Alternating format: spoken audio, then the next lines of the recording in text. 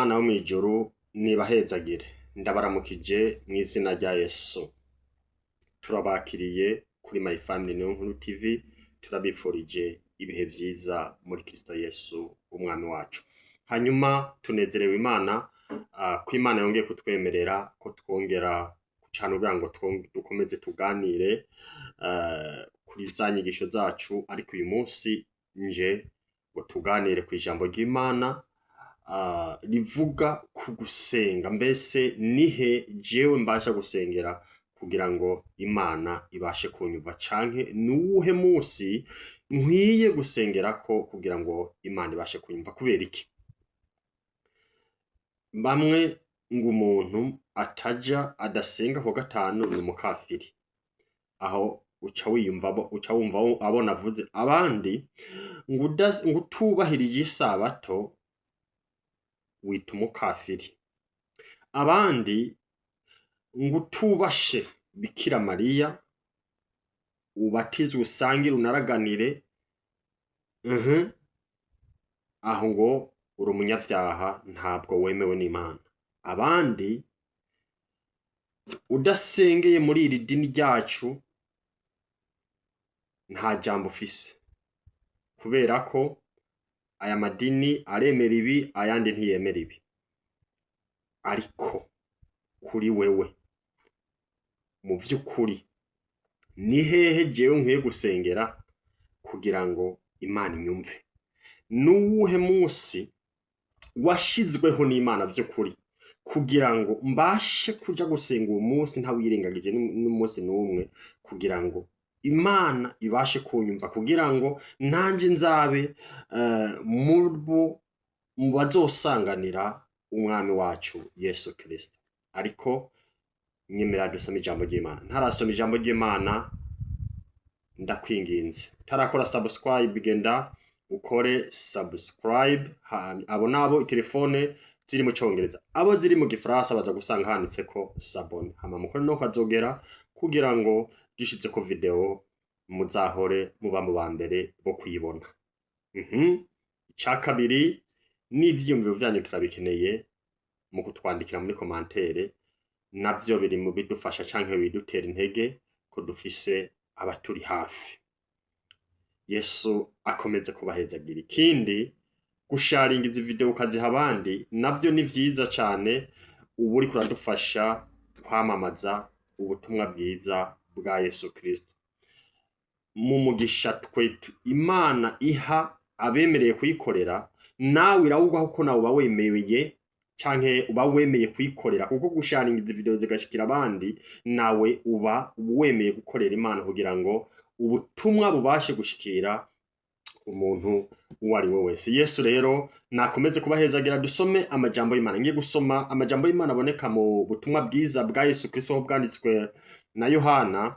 Nze gusoma kuri uriya murongo, mpere ku murongo w'9, ndaza gusimba gatoyi ngeze ku murongo wa 14, ndaza gusimba gatoyi nze gusoma ku murongo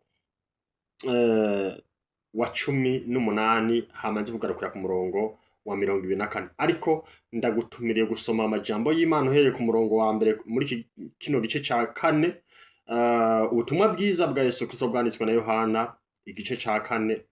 Ndakwifurije gusoma uhereye ku murongo wa mbere uze kugeza ku murongo wa 45 kugira ngo ubashe kumva aya majambo canke ikiganiro cabaye hagati y'uyu mudamu w'umusamariyakazi hamwe na Yesu. Jewe kubw'umwanya muto ngiye kuza ndasimbuka nsoma imirongo mike. Mbahaye kaze rero. Dusome amajambo y'Imana. Dusomye duhere ku mutwe w'amajambo aravuga ngo Yesu avugana n'umusamariyakazi. Ku murongo w'9 haravuga ngo uno musamariyakazi aramubaza ati, wewe uri umuyuda none usaba amazi ute jewe ndi umusamariyakazi? Ni kuko abayuda n'abasamariya banenana. Yesu aramwishura ati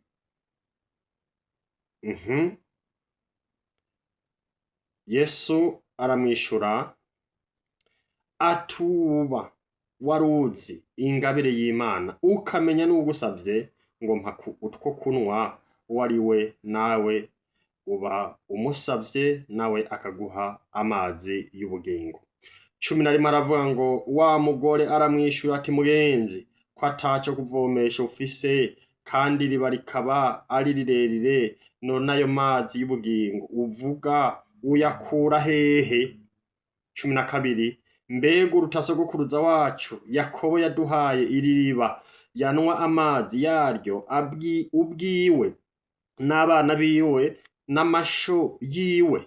13 Yesu aramwishyura tunywa kuri ayo mazi wese azosubira kugira inyota, ari kunwa amazi nzomuha ntazoba akigira inyota namba gushitsa ibihe byose, ariko amazi nzomuha azohinduka muri we imbizi y'amazi yiburuka azana ubugingo budashira. Dusimbike umurongo wa 18 haravuga ngo kuko wari ufise abagabo 5 ariko ufise ubu umugabo wawe, ibyo ubivuze ukuri. Uno mugore aramubwira ati mugenze, ndabona kuri umuntu uvugishwa n'Imana. 20 havuga ngo basogokuruza bacu basenga kuri uyu musozi, ariko mweho mugira ngo i Yerusalemu niho hantu hakwiye gusengerwa.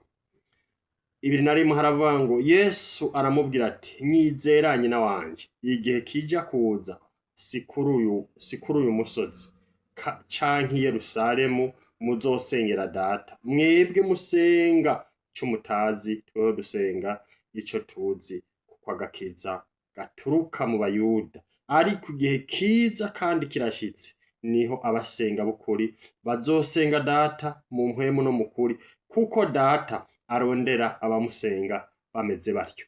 24 haravuga ngo Imana ni mpwemu, kandi abayisenga bakwiye kuyisenga mu mpwemu no mu kuri. Imana yo mwijuru nidufashe cyane, Imana yo mwijuru nidutabare. Nihe nkwiye gusengera kugira Imana inyumve? Nuwuhe munsi jewe nkwiye gusengerako kugira ngo Imana ibashe kunyumva? Imana idufashe cyane. Bamwe ngo ni kw'Isabato, abandi ngo ni kuwa gatanu, abandi ngo ni kwa Mungu. Bantu b'Imana, aba bantu tuzabakirira hehe? Tuzabahungira he? Ariko reka mvuge iki kintu, nta musi n'umwe waremwe n'Imana wewe utobasha kuvuga ngo uyu munsi ngiye kwihererana n'Imana, Imana ike kukumva. Kubera iki? Kuko iyi misi yose twumva bavuga aba bakuru b'amadini, ntabwo ari Imana yavuze ngo nidusengere muri iyo misi. Oya, ahubwo Imana yavuze ngo Imana yararemye mu misi 6 ngo ku munsi girindwi iraruhuka. Ni nawo munsi Imana isaba abantu ngo mukora ibyanyu mu misi 6 yose, ariko ku munsi w'indwi mu yandi majambo mugira umunsi wo kwihererana nanje, ata kindi kintu igusamaje, ata bindi bintu uri kurarondera, utari kuradandaza, utari kuragira ushaka kwihererana nanje.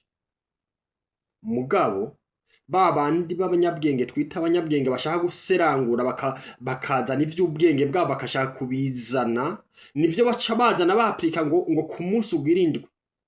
Bamwe ngo ni kuwa gatandatu, abandi ngo ni kuwa Mungu. Mugabo bene data, bantu b'Imana,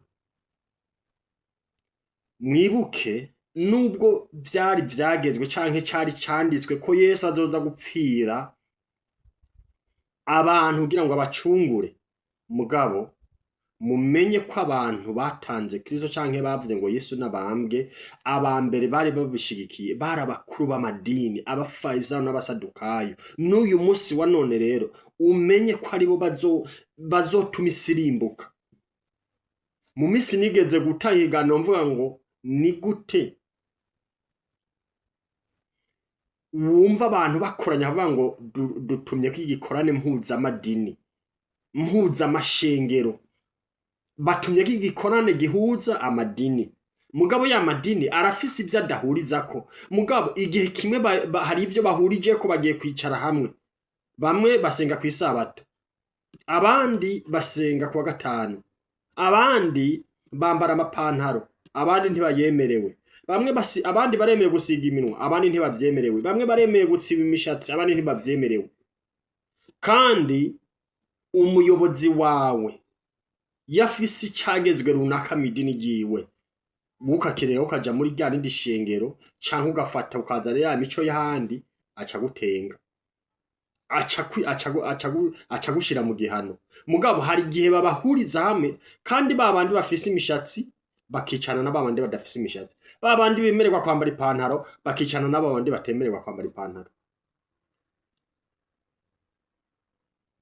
Biva kuki? Kubera iki? Bantu b'Imana, reka mvuge iki kintu. Nta musi n'umwe Yesu yabwiye uyu musamariyakazi, aramubwira ngo uwunwa kuri ayo mazi azokongera kugira inyota ukundi, ariko kunwa amazi jewe ndamuhaye ntazokongera kugira inyota ukundi. Usenga ku isabato arava gusenga ku isabato akaja gusambana. Usenga dimashe arava gusenga agahitira gusambana, agahitira kuboregwa. Mana idufashe, agahitira gutukana, agahita aja kugwana. Kandi hari amategeko y'idini yubahirije uwo munsi, mugabo akaza agakora ibyaha. Ni gute uyu munsi tubona ibyaha ari byinshi kandi twumva ngo abasenga ni benshi? Amen.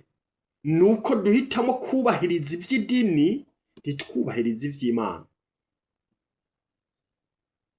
Yesu aramubwira ngo mwebwe musenga ivyo mutazi. Bantu b'Imana, reka gusenga ivyo mutazi. Data ashaka abamusenga mu kuri no mu mpwemu.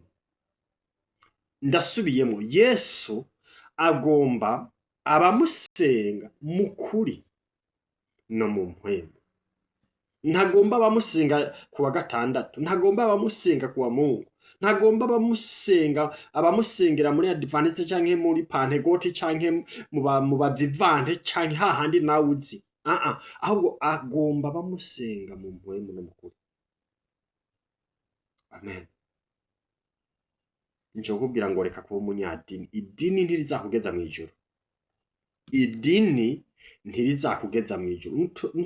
Nutagomba kubaha Imana, idini ntizakugeza mu ijuru. Idini ntizakugeza mu ijuru. Kubera idini uyu munsi ahubwo ari muri vya bindi rigomba kutwigisha kwankana. Nta rukundo ruri mu madini. Urukundo ruri mu bubaha Imana. Nimba ugomba kugendana n'Imana, nyemerera ntube umunyedini, kuko idini ntizakubuza gukora ibyaha. Idini ntizatuma udakora ibyaha. Kandi gusenga kuwa Mungu canke ku isabato canke kuwa gatanu ntibizakubuza gukora ibyaha. Ariko nuhitamo gusenga Imana ukayisenga mu kuri no mu mwuka, tuzakora icaha. Yesu akeneye abamusenga mu kuri no mu mwuka. Amen. Amen. Unwa ku isabato aragira ibyaha. Unwa kuwa Mungu arakora ibyaha. Imana idufashe. Haleluya. Unwa kuwa gatanu arava akaja gukora ibyaha. Amen. Ariko ijambo ry'Imana ryavuze ngo iki? Ryavuze ngo reka nsubiremo somere bantu b'Imana. Reka nsubiremo somere bantu b'Imana. Twumve ijambo ry'Imana ingene ryatubwiye. Si vyiza? Ijambo ry'Imana ryavuze ngo dusome kuri uyu murongo duhere ku murongo wa 21. Havuga ngo Yesu aramubwira ati, nyizera nyina wanje, igihe kija kuza si kuri uyu musozi, si muri Pentecote, si mu badive, si mu ba Emanueliste, si mu ba Emanueli. Oyaye, oya. Si Yerusalemu musengera data, oya saho dukwiye gusengera Imana, oya mwebwe musenga ico mutazi, ariko deho dusenga ico tuzi, kuko agakiza gaturuka mu Bayuda. Ariko mu igihe kiza kandi kirashitse, niho abasenga bukuri bazosengera data mu mpwemu no mukuri. Abasenga bukuri dukwiye gusenga mu mpwemu no mukuri, tutaravye idini, tutaravye amashengero tuvamo, ahubwo dusenge mukuri no mu mpwemu. Yesu abahezagire, mukomeze kugira ibihe vyiza. Reka dusenge Imana. Turakubashe Imana data rurema, muremyi w'isi n'ijuru. Turagushimiye kubw'ijambo ryawe. Haleluya. Uri mwiza, uragororotse kandi urakiranutse. Izina ryawe nirikomeze gutazigwa, izina ryawe nirikomeze guhimbazwa. Ndagushimiye kubw'ijambo ryawe. Nukuri papa, ushaka abagusenga mukuri no mu mwuka. Haleluya. Ukeneye abagusenga mukuri no mu mwuka. Turagushimiye. Reka ijambo ryawe riherekezwe n'ibimenyetso n'ibitangaza, rigere kuri buri wese. Mwami, ndasenze kugira ngo mwami abantu basohoke mu madini, basohoke bave, bareke guhagarara ku madini, ariko bagusenge mukuri no mu mwuka. Amen.